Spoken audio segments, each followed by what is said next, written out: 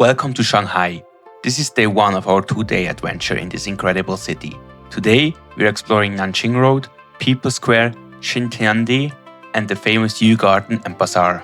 And later, we're ending the day with a night photo shoot in one of the most iconic spots in Shanghai. We're starting our day here on Nanjing Road, one of the most famous shopping streets in China.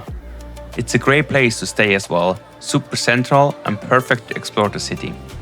The street is especially known for its gold stores. I actually recommend stepping into one. Places like China Gold or Shanghai Gold are everywhere here.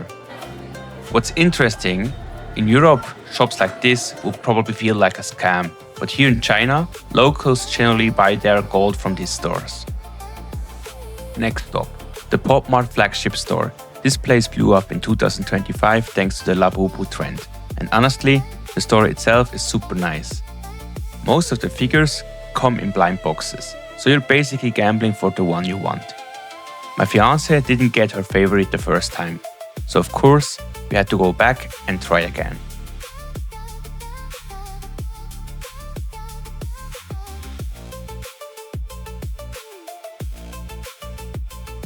We love walking, so we decide to walk to Xintiandi. On the way, you can also pass by the People Square. It's very close and worth a quick stop.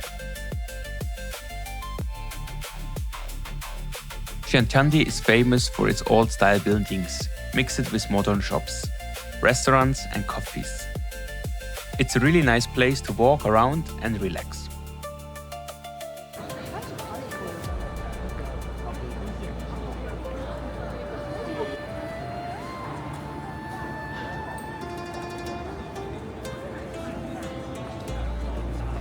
There's also the first meeting place of the Chinese Communist Party here.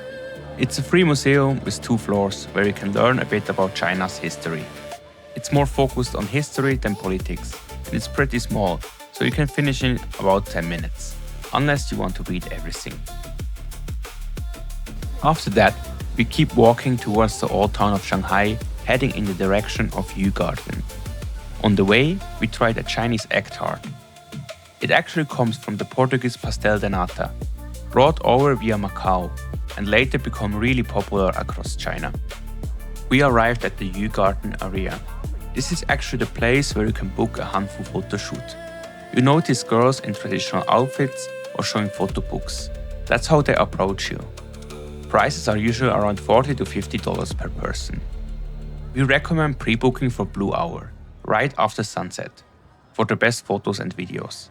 If you arrive too early, just explore Yu Garden first on your own. They often try to sell you daytime shoots, since those are less popular. Also keep in mind the photographers are a bit of a gamble. Quality can vary a lot. You can also just rent the clothes and do the makeup, then hire your own photographer, or even take the photos yourself.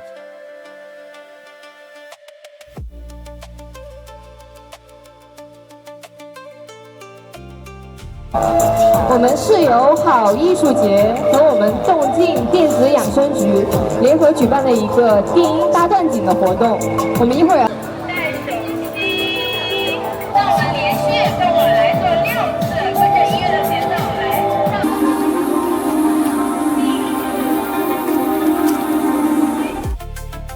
We first went into Yu Garden after my fiancé even got a free Tai Chi lesson outside. Yu Garden is a traditional Chinese garden from the Ming Dynasty, built over 400 years ago as a private garden for a wealthy family. It was designed as a peaceful escape from the city, and you can still feel that today. Inside you'll find quiet ponds with koi fish, beautiful pavilions, detailed rock formations, and those famous zigzag bridges. These bridges aren't just for design, they were actually built to slow people down and according to tradition to keep bad spirits away. Even though it's right in the middle of busy Shanghai, the garden feels calm and relaxing. It's a really nice place to take a break, walk around and enjoy a more traditional side of China.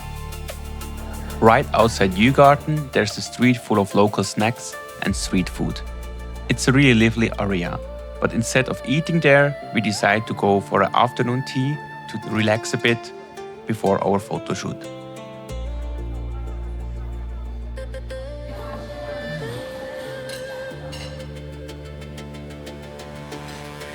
Then we arrived at the store where we made our reservation. As I mentioned, we just picked a random one and booked it pretty spontaneously. First, you choose your outfits. Usually the woman picks her hanfu and the man matches outfit to her style. After that, the makeup and hairstyling start. For men it takes around 20 minutes, but for women it can take about 40 minutes. So overall, you should plan to arrive 1 hour before your actually shooting time to be ready at the perfect moment.